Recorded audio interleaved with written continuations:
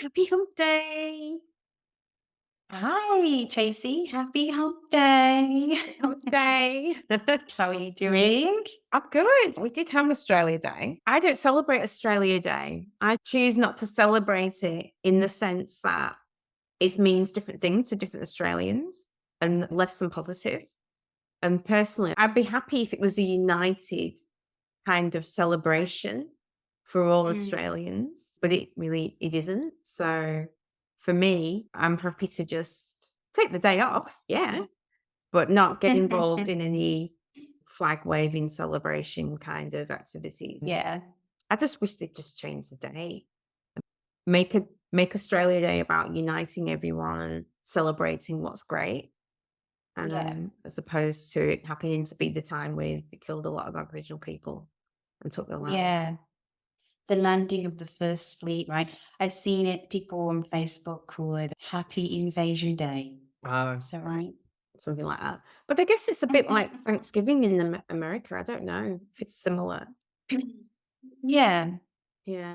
Some people obviously have a different opinion, don't want it to stop or to change the day, or some people probably think it's in the past and you should just get on with it. And I mm, kind of agree with looking forward and to the future. But my point of view is when there's still problems, the effects of the trauma is current today. And that's mm. why, for me, I made that decision. But anyway, yeah, Australia Day has been and gone. Okay, very good. Yeah, so you're enjoying the rest of summer then? I guess, well, kind of, nearly towards the end, really. We've had some stonking hot days. So, yeah, it's very, very hot sometimes. But then it's been like, rainy days. I like the rainy days because it just breaks it, cools it down, unless it's really Mm. humid. But yeah, what else have we been doing?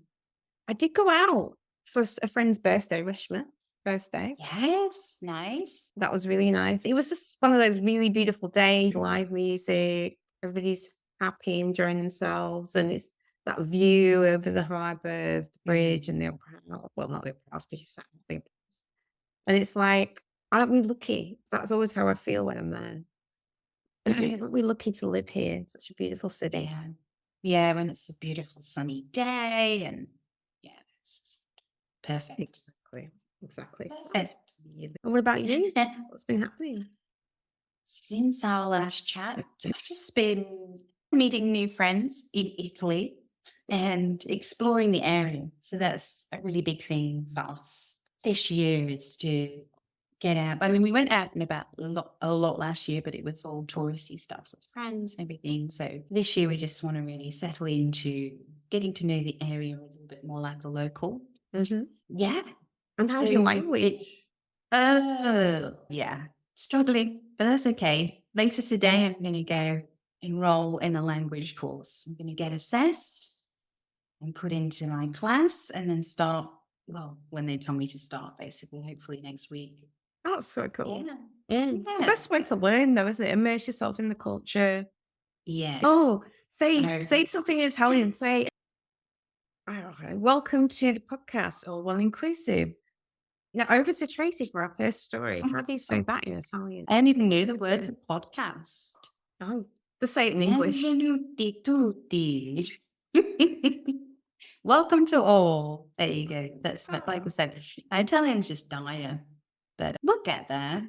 Yeah, We'll get there. you'll Yeah. get there. She'll I get know the thing every about day. Italians is they use all the hand gestures. You can initially have a conversation, just doing these ones, and they know what you want. I love that. Okay, well, I was actually just talking about Australia though, because interestingly enough, or not, depending on your point of view, this year it was marred with a bit of controversy.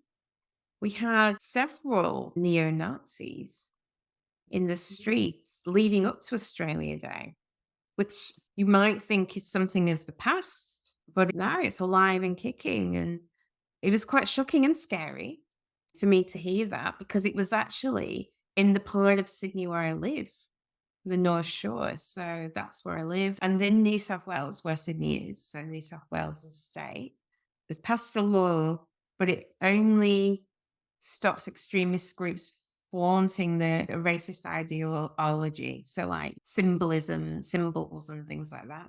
But Obviously, if it's the free speech, you've got a right to protest. Police broke up another neo-Nazi demonstration, and about 30 men were served with public safety order prohibiting them from entering any local government areas, and they were dispersed without any arrest. And then the NMIA, which is like, how would you describe what that is? Every state has their own, it's almost like a prime minister for the state kind of thing. So the New South Wales Premier, Chris Minns, condemned the gatherings as pathetic and embarrassing. He says, no one wants this. They're importing hate into New South Wales. And that's what he told reporters. And he says if it wasn't so serious, it would be pathetic.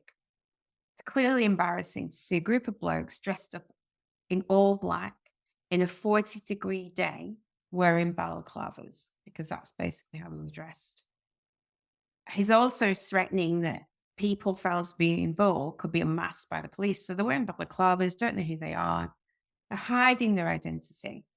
And I just think that's such a cowardly thing to do, to be honest. And like, if you're going to have those views, you're going really fuck it up. But yeah, there's been a few incidents. So a group of 60 hooded men wearing black masks and clothes boarded a train. They were intercepted at one of the train stations. They were planning to march through the city. But a lot of this was planned leading up to and to be on Australia Day, which is very interesting. But yeah, loads of gatherings in the North Shore, which is just really weird. I guess for me, the biggest thing is what is going on in the world? That's societal, isn't it? I think just answering the question about the lower North Shore, for people that don't know it, it's predominantly like, I guess what you would class as middle class whites, isn't it? Really, white people. It's not very ethnically diverse on the lower North Shore. So maybe that's why they chose that location, because maybe that's a good thing as well, because they chose other parts of the city that are more ethnically diverse. There might have been more of a confrontation. So maybe they chose that location because they knew that they would not be generally confronted by public Opposition. Yeah, opposition. Yeah. It's interesting though, isn't it? Like, apparently some of them were from interstate, that they weren't actually locals. Apparently, Yeah. I don't know if that's true, but that's what one of the articles states. Yeah, I don't know. Yeah, no, just what you were saying about why is this happening? It's because I guess some of the memories of what's happened previously in Nazi Germany and like here in Italy, where I went during the fascist government of Italy, the memories of kind of in the past generations now. So the atrocities that happen, and people are even challenging whether those things even happened, which is just beyond me. But that's maybe the memories are fading of just really how disgusting that movement really was and what it did to. And it was a world war that it caused, and everything else, all the other atrocities that occurred because of that. Yeah, I know. I heard a celebrity comment on this, and I thought it was quite interesting what she said. She's like, basically, she says it's a bunch of, I can't remember verbatim, it's a bunch of white middle-aged men that are freaking out because the world's changing and it's not working for them anymore, and they don't know what to do. That's basically what she said. It's changing because it's becoming more equal for women, more inclusive, more fair, and the privileges are being exposed and they don't like it. That's basically what she said. And I thought, oh, maybe she's got a point. Maybe that's what's stirring things up. And the other thing I thought what it could be related to is there was a lot of I'm only thinking this because of the timing. Timing is to coincide with Australia Day. And when at the beginning I started talking about why my personal objections to participating in celebrating it on that day. But a lot of companies, organizations, even like the supermarkets here, took a policy to not sell or display Australian flags, which are the typical, bunting and the typical things that people go and buy and display. And used to celebrate.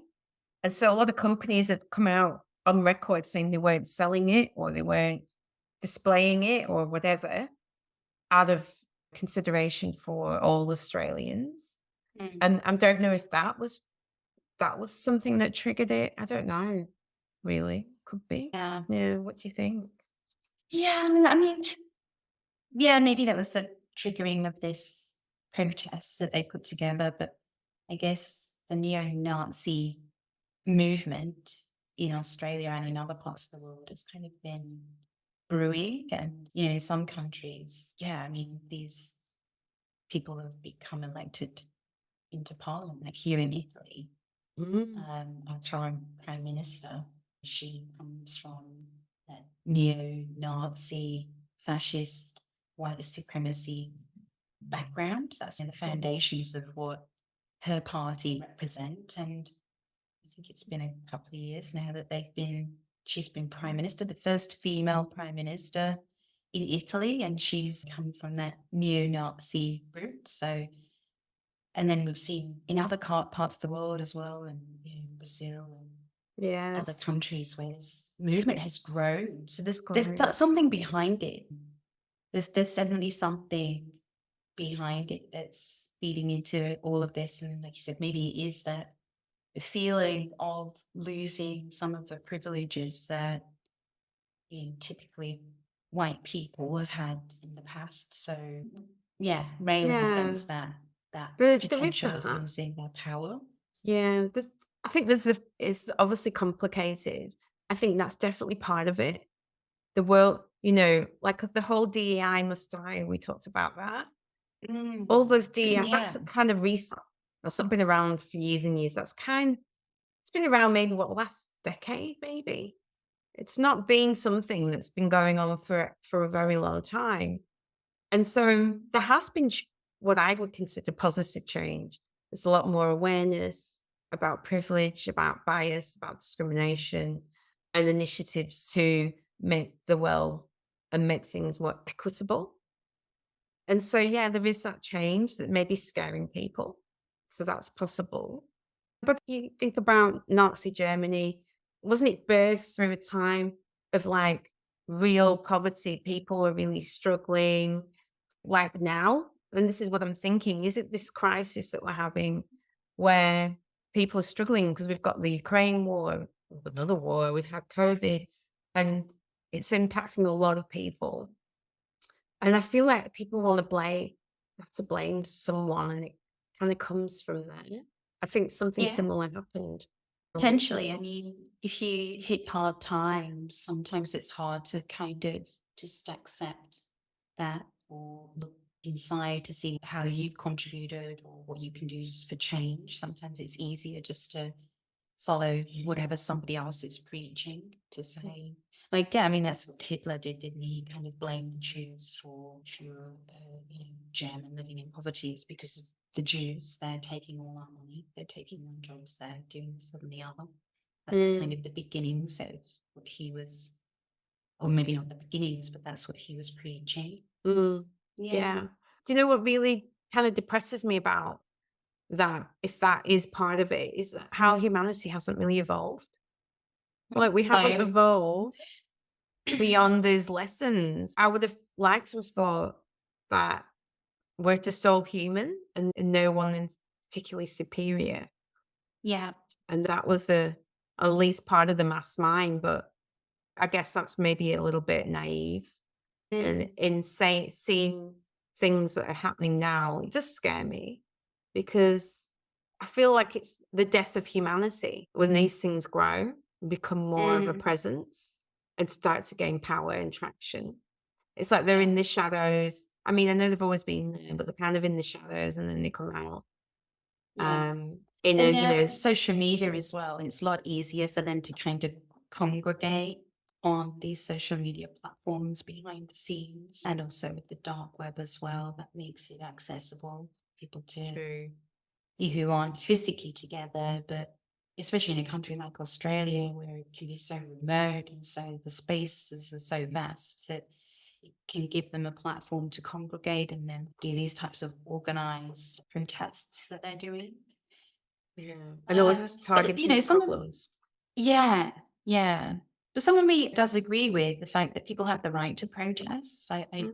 I agree with that, because if we didn't have that right, then you can't stand up against injustices. Yeah. But it is interesting that you said about them wearing masks, and I looked at the picture and they're kind of wearing glasses, cap. They've got like almost like ski masks on, black outfits. They don't want to be exposed. So the sort of exposure should, I mean, I'm hoping that that's a real thing, that sort of exposure, but They should yeah, name and shame him. they Honestly. should. Yeah, that's right. I mean, if you want to stand up against whatever it is, whatever your message is, then you should show your face. Yeah. And actually, to be honest, besides the general idea behind neo-Nazism, I actually don't know what they're protesting, honestly. There's nothing, it's either bad journalism or the presence was the demonstration. Yeah. There's no banner, there's nothing Yeah. to say, what are they actually protesting? Nothing. Nothing. Yeah.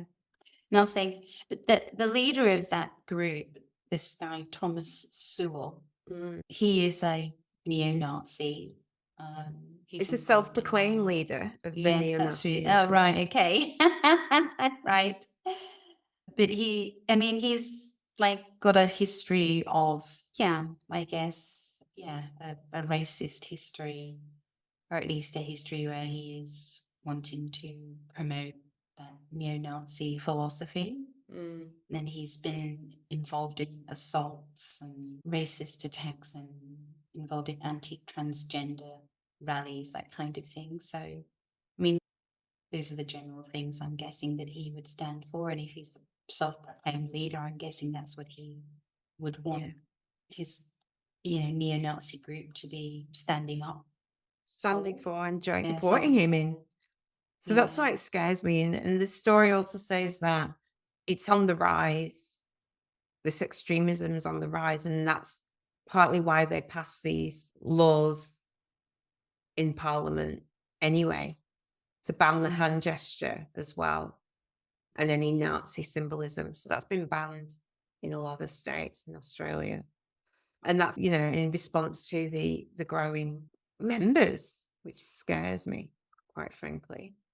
Yeah. But anyway, so that's the So story in sorry. the SBS. I didn't say where it was from, sorry. SBS Yeah. News, but it was in loads of places. Sydney Morning Herald. It was on almost every newspaper. Yeah. Well, Um, that's a positive thing that it's being reported, I guess, because the fact that it's being reported like that, I mean, it was really quite a small gathering in the end, just 30 people. So the fact that it has been widely reported hopefully means that it isn't the norm, and it's not expected to be the norm. It's Yeah. unusual activity that's happening, and it's worthy of news, worthy of being reported. Yeah, definitely. Absolutely. But yeah, it depresses the crap out of me, honestly. Oof. Yeah. Like you said, we're not going to learn, are we? No, We just keep going around in these. So it's maybe repeating that's what itself. we're destined to do. Maybe we're destined to follow a cycle, Yeah. Yeah. birth, life, death, and all the same mistakes. But maybe it depends how spiritual I are. If you believe in reincarnation, it's just the world, the collective is the same as the individual. Keep being reborn until we learn. Yeah. But I'll tell you, if I'm going to get reborn, I want to get reborn as my dog, because he's got the best English ever. yeah, mine too. I'm going to come back as Cooper. Yeah. Yeah, or Hendy. Or Hendy, yeah, he's spoiled. All right, what's the next story? Yeah, I want to talk about an article that is reported so it's a BBC News, and it was just at the end of January. It's about one of your Australian state politicians, a lady called Georgie Purcell, and it's a controversy surrounding an image of her that was basically doctored to make her look like she had physically bigger breasts. The clothing that she was wearing was also doctored to make it look more revealing. And it was actually, I think it was a Nine news channel that had come under fire because of what they'd done to her image. So basically, she'd seen the image and recognized that that's not how she looked, it's not what she was wearing, and she'd taken issue with that. I take so much issue. I'd be well pissed. So there's like some people come in, and generally men, going, "What's the big deal? I'd love it if they took away my beer belly," and and then oh yeah, Yeah, very funny. exactly. The thing is with Georgie Purcell, she's quite young, she's attractive, she really doesn't fit like the politician mold. And I What you're guess saying? They're all old and ugly. yeah, she definitely does not fit that mold. But she's also previously been depicted naked in a newspaper cartoon. So I guess this is another event that's happened where she's being represented in a way and being targeted as a woman and being sexualized instead of she's a politician. And that's the position of, her public position and the position of authority and power that she holds. Instead of being represented for what she is doing, she's being represented for the way she looks. Mm. So the excuse that Nine News Melbourne gave is that they said, as is common practice, the image was resized to fit our specs. During that process, the automation by Photoshop created an image that was not consistent with the original. This did not meet the high editorial standards we have. So I guess that was as much of an apology or admission to a mistake. Did they actually say sorry for any distress? Did they actually say sorry? Not actually sure, but in terms of what's reported here, yeah, this did not meet the editorial high standards we have.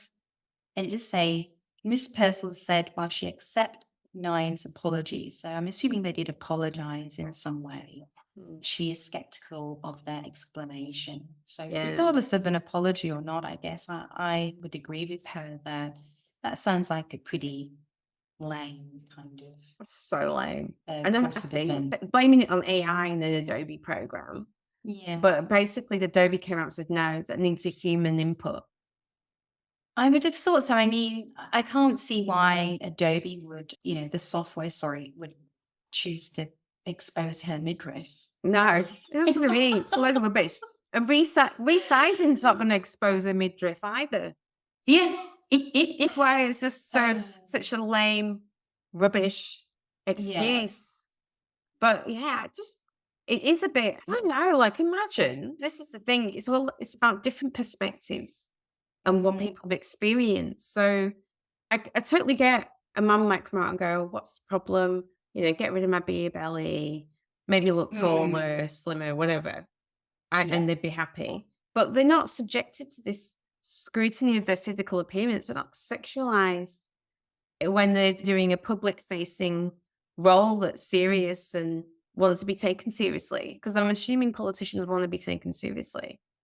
Yeah, I mean, the job entails, you're doing a public service, so But even if you're joking around. I'm just trying to, what job would you be happy? Maybe if you're, I don't know, a model, an actress, or whatever, maybe, which we hear that happens anyway in magazines and things. Yeah. But to continue to do it, I almost feel like it's like a sexual assault. Well, what baffles me is, again, we're going around in these circles, aren't we? We've Me Too movement now, what has that been? Over a decade. And that was raising the profile of workplace sexism and harassment and exposing that and really getting people to rethink about that's not acceptable in the workplace. And yet we're here like more than a decade later and this is still happening. Somebody that's doing a female politician doing a serious job. She's got some really serious messages. She's part of the Animal Justice Party. Yeah. And is an MP in Victoria, the state of Victoria. she's got some serious messages, and yeah, that's those are the, you know, the messages that they want to put out there about her is how she looks, not exactly what she's saying. And male politicians predominantly don't have those same challenges. They're in the news, they're in the press because of the messages that they're wanting to communicate, not because of the way, not because they are a man and being sexualized for being a man. No. I mean, men do sometimes get comments on their appearance. Like I remember, what's that dozy git that was Prime Minister of the UK? Boris, right? Like his hair. He used to walk around like a naughty schoolboy, shirt hanging Yes, out, hair a yeah, mess.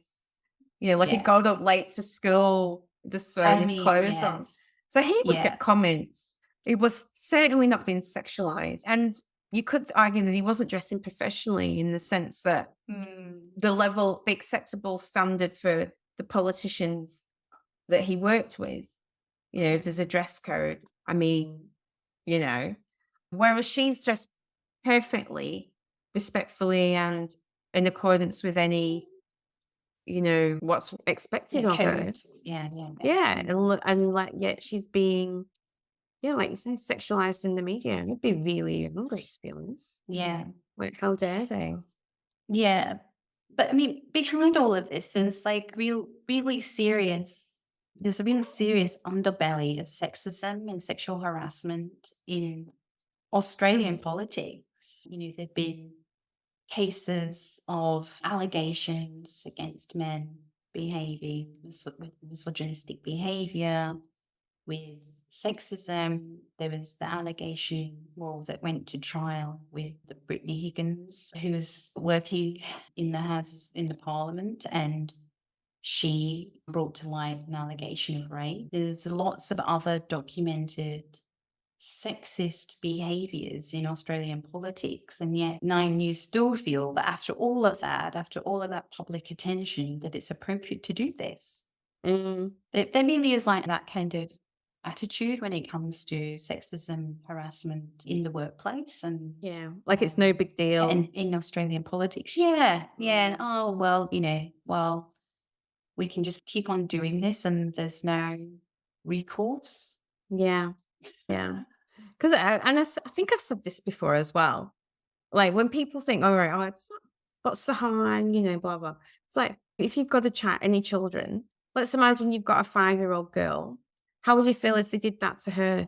And I know I'm using a child, not an adult, but it's the same thing. Like if I say, imagine you've got a 5-year-old child, she's dressed up like she wants to be a politician, and she's got a briefcase in a suit. You might, Mm, well, that's a nice thought. But if you said, "Oh no, but they give her big boobs and a midriff," how would that make you feel? It's not nice, is mm, it? And that's how I try and frame it to people that really don't get why it's a problem. mm. How is that okay? It's just not. Yeah, Doesn't matter that she's an adult. She shouldn't have to put up with that. yeah, Mm. exactly. So, Moving on. What is it? Oh, the books. Yeah, right here. But I just remembered when we were talking about neo-Nazis.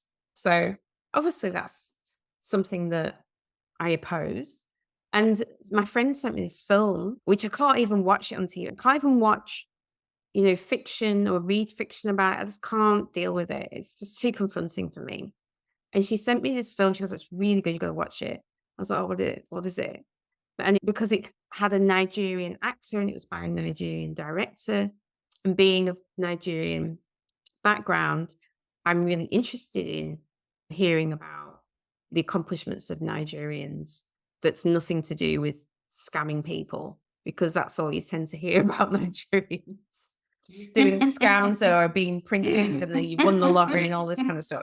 So I'm really keen to hear more about Australians who aren't doing those things, you know, who are making movies, creating great arts, writing books. That's what I want to talk about. And she sent me this thing about this movie by a Nigerian director who's based the movie on his childhood. And the movie's called Farming. And it tells the story of a young Nigerian boy farmed out by his parents to a white British family in the hope of giving him a better future. But instead, he joins a white skinhead gang and becomes one of them. And it is really weird, and confronting. And I only just watched the trailer, like, I can't watch that. Or I watched the first 10 minutes of the movie, and I can't watch that. But it's supposed to be really good, so I'm guessing I'm putting out there a movie recommendation. It's called Farming. Okay. But moving on, so it's a story In the Age by Najma Sambal and Robinson's Bookshop owner. So Robinson's Bookshop is, I guess, a chain, but I don't know if it's Australian or American. But anyway, this is a story from Australia.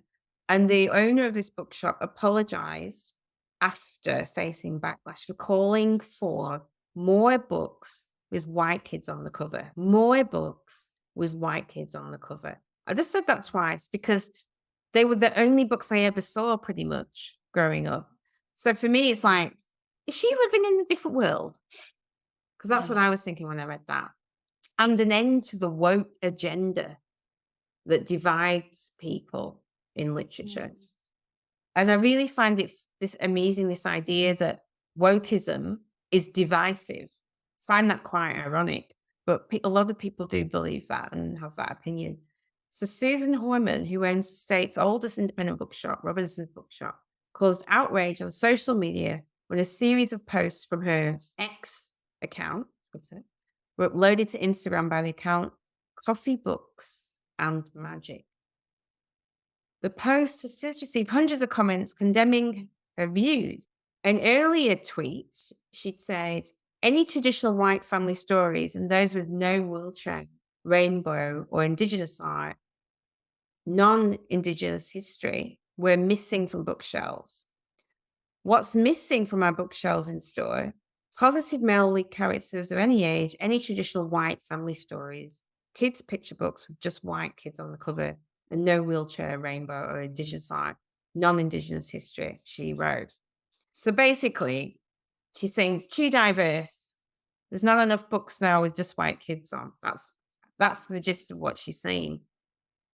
And she believed that to stock diverse books, she vowed not to stock diverse books that were against white Australians and books that cause harm and make Australians hate each other. She says, books we don't need hate against white Australians, socialist agenda, equity over equality, diversity and inclusion.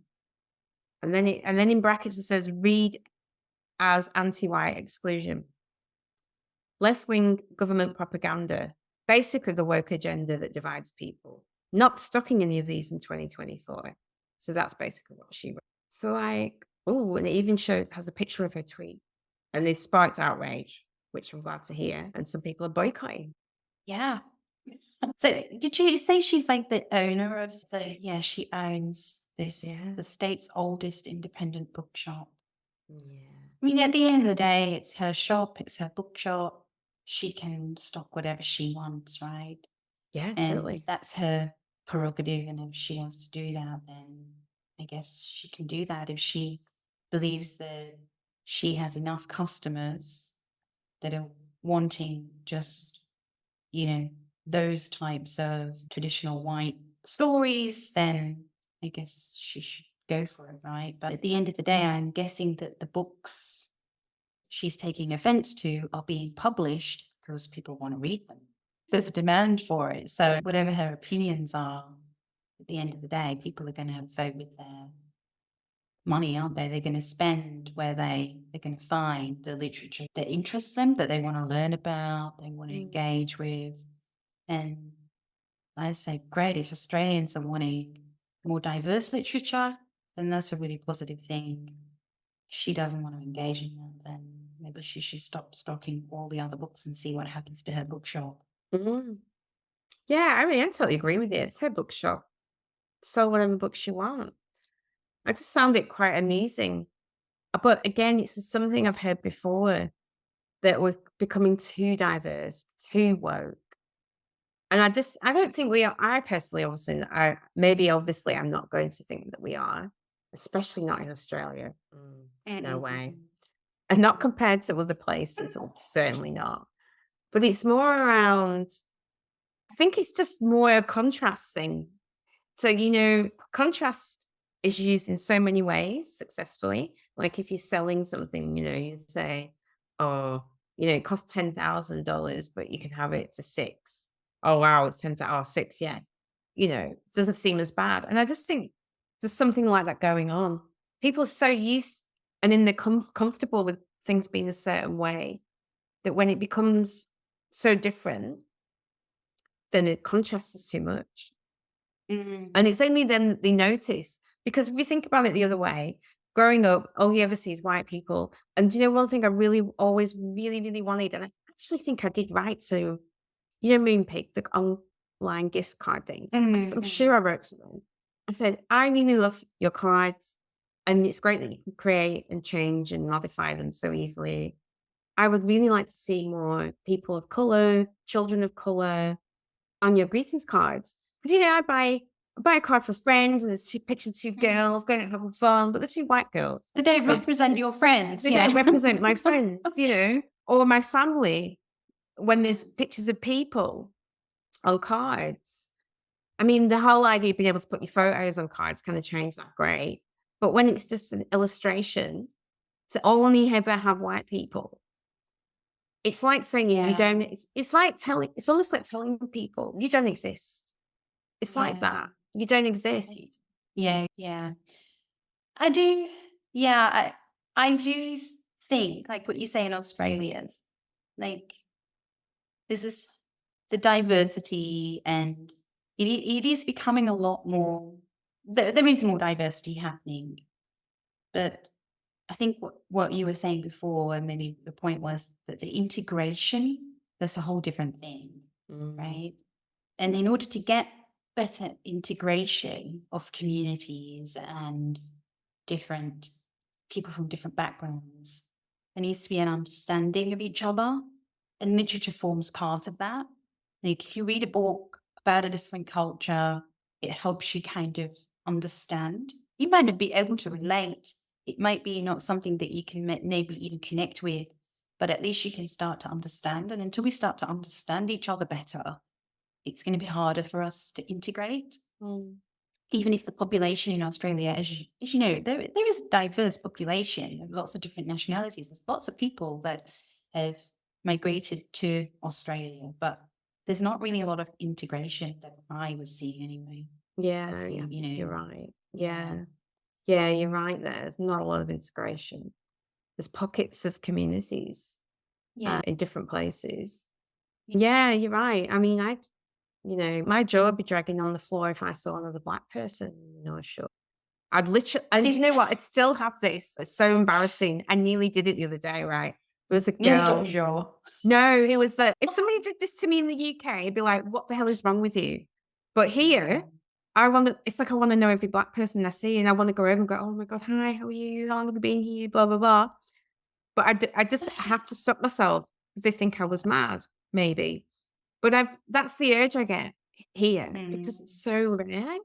And it's like I want to make friends and know that, connect with them and know about their experiences and what they're doing and where they're living and, but in the UK, you don't care because it's it is just more. It's more integrated.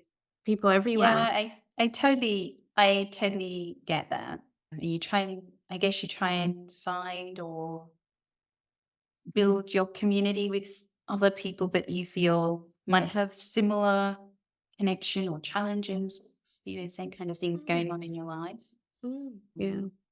I mean, I'm still here, still love living here. So it's not, it's not detrimental to me wanting to live here, but it's definitely changing. But I mean, I've been here.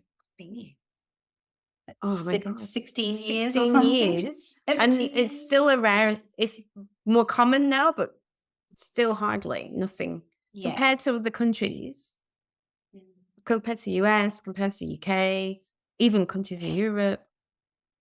I think like Australians, it's maybe because Australians don't think that it's such a, like my husband is white Australian, and I've had this debate with him a number of times about, the cultural diversity in Australia. And he thinks it's really diverse because he eats at Thai restaurants, at Japanese, he thinks that that means there's diversity in the community and Yeah. integration, but there really isn't. I mean, really, if I were to look at all of his friends that he had, they pretty much 98%, white Australian or New Zealand, actually. And I would consider him to be reasonably open-minded, but his friendship group was very uniform. Yeah. Yeah, it's about More time. opportunities as well, because the school is homogenous. The schools are homogenous. So that's what happens. We all tend to form friendships with people in our immediate environment, school, work. So unless that changes, then we're not going to integrate more. And I'm glad to start seeing more people of color working in the cities, and even living in some of the predominantly white neighborhoods as well. It's great. Yeah. I am just going back to the story though. I am really surprised by a bookshop owner kind of making these remarks, because I would have definitely, not to put people in boxes, but I would have thought that somebody that is a lover of literature would be a lot more open-minded. So it is kind of, it does shine a light on the fact that even people that are what you would consider open-minded, that should be widely read and educated and the rest of it, are still actually very blinkered and to the fact that I mean, what she was saying is, I don't think she was really highlighting or conscious of the fact that what she's saying is that diversity in our literature and our bookshops is a good thing. Yeah, absolutely. And actually, that's what somebody else said here. Somebody else was talking about how many books and stories are actually written by white men. And the way we change things is what you said, to get Australians to understand issues facing First Nations people is through stories, storytelling, books, music, television. So you're right. It's the only way. But I guess that's what it means. You see the contrast, see more of, the diverse types of books in the last 2-3 years.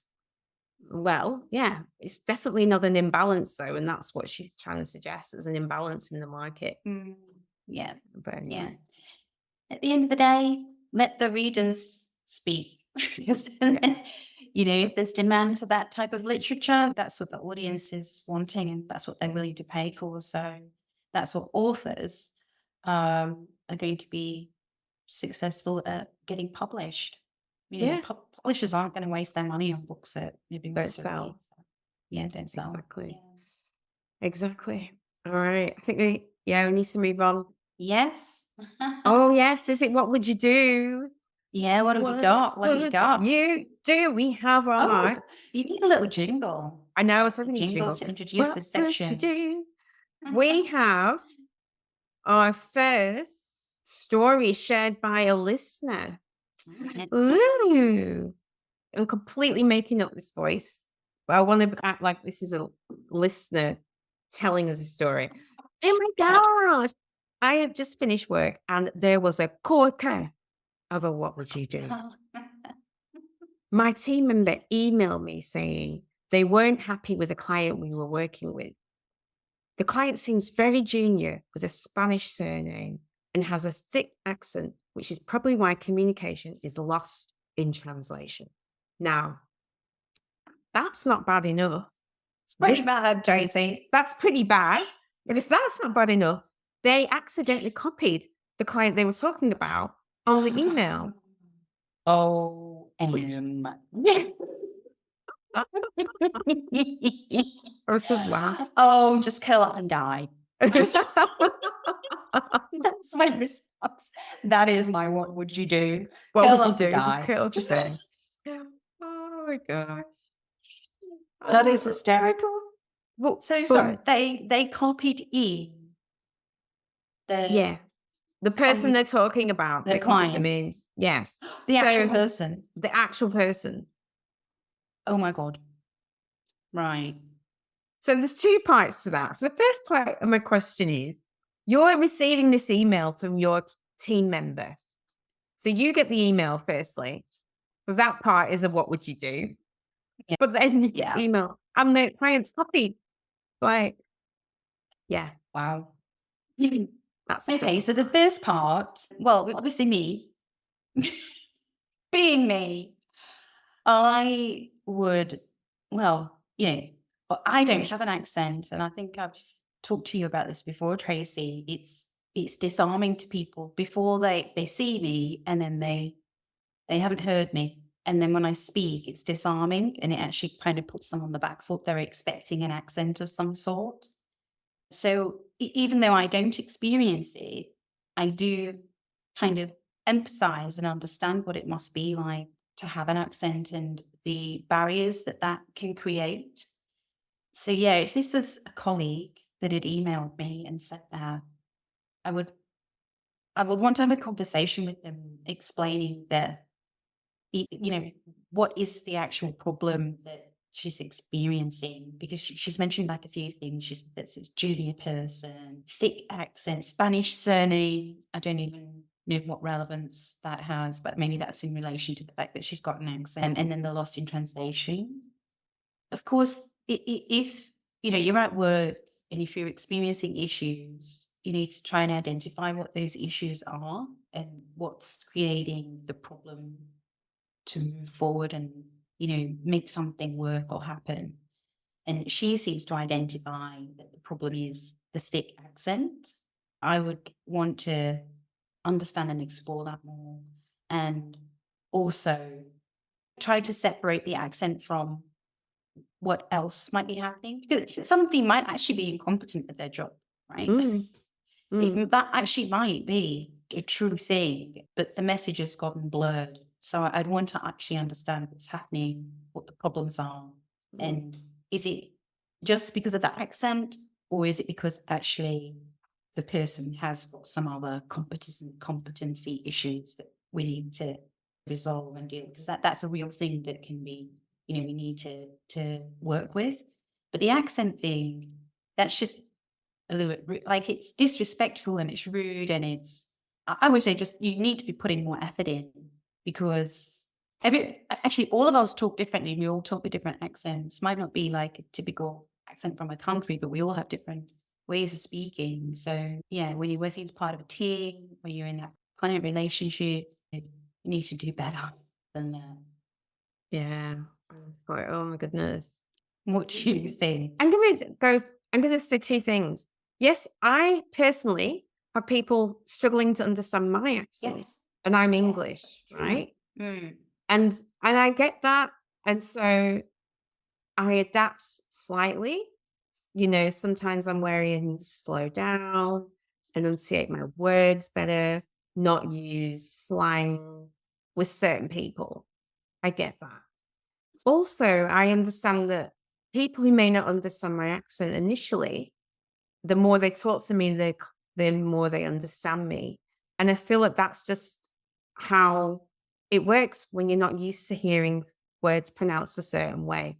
And both of us have years of experience working in a multinational company, working with people living in different countries with different languages and different accents. So we're used to that, having to ourselves adjust maybe how we speak, probably not you as much as me, because you've got very clear, articulated English accent. But the other way, find ways to help ourselves understand that person who may have an accent. There's ways to do that. How you communicate, what tools you use. Can we have this in an email? Checking understanding, asking them to slow down or repeat. But obviously not too many times. Can you repeat that? Can you repeat that? Can you repeat that? Can't do that lots and lots of times. Having lots of interaction so that you can adjust your ear, if you like, and start to understand, because it does work over time. But yeah, but for me, the biggest thing is how rude that was. I don't even care if that person's incompetent. Or that person's made some mistake. It's just rude.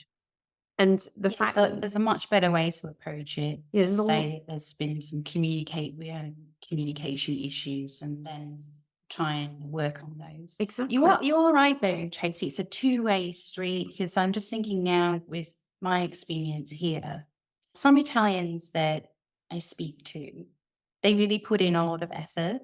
They slow down their speech. They choose words and language that, is not so complicated so that we can have a conversation and it can go backward and forward. Because my language skills are basic and they understand and appreciate that. But because we both put effort in, both parties are putting an effort in to find a way to communicate, then we understand one another.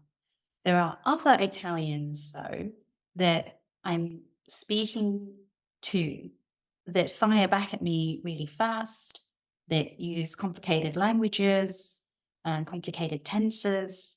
And even though they know that I'm a beginner speaker, they don't change their style of communication. And it's not that they're being mean, it's that they're just being thoughtless, I guess. I mean, I'm thinking back at where we used to live, there was a cleaner that used to come, not to our place, but to her neighbours. She's really lovely, always wanted to talk and communicate with me. But she spoke so fast that I literally couldn't understand what she was saying. And she'd be basically wanting to tell me stuff and but there was no point for me to actually engage in that conversation with her. I would really have liked to make friends with her, but I couldn't find a way to communicate with her. And it's a two-way street, and that's maybe what the point is there. Right? Yeah, absolutely. This person that fired off the email also needs to take some responsibility for that communication breakdown. Exactly. Two-way street, absolutely. And maybe, we have the privilege of having had that experience to have learned that, basically, because maybe, perhaps we wouldn't have had that lesson had they not had that experience. But that's always going to be my advice. It's a two-way street, and there's strategies and things you can do to improve your communication with someone that has a different accent to you. Yeah. But if you want to work in a global company, you want to work in a multinational, then you need to really get your head in the game, because you're going to have to learn how to communicate with people with different accents. And actually, we did talk about accents. We talked about implicit bias, because not only with the accent, but there's an implication that they're less intelligent. That's an implicit bias. It's implied by the fact they've got an accent, so then they mustn't be very smart or as competent. And that's something else that I took away from that message. I could be wrong, and you're right. What you said was very great at the beginning. Ask more questions to get to the root of the problem, because it might be that there's problems, but it might be that this person has implicit bias as well. Yeah.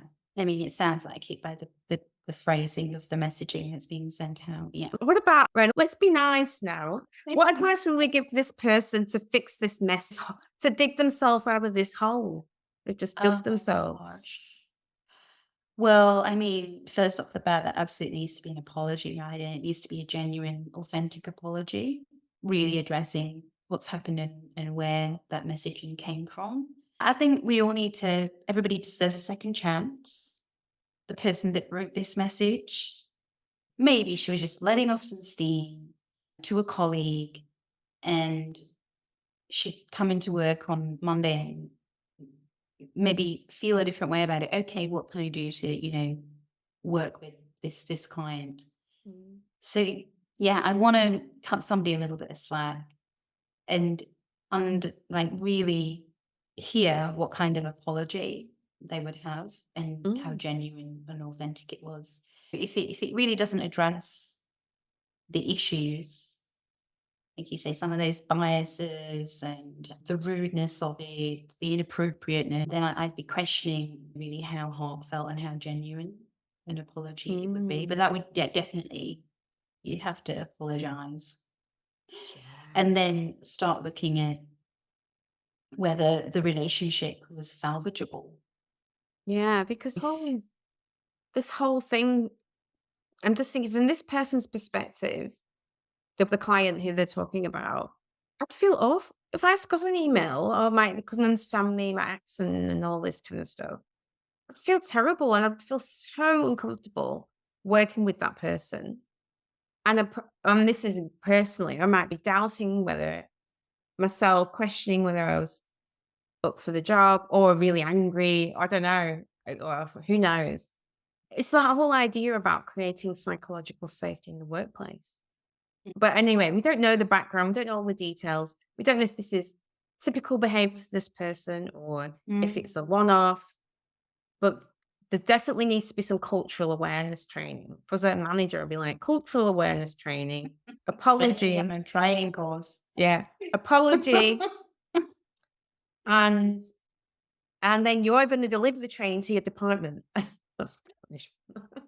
I want to do the training, and I want you to come and give us the training.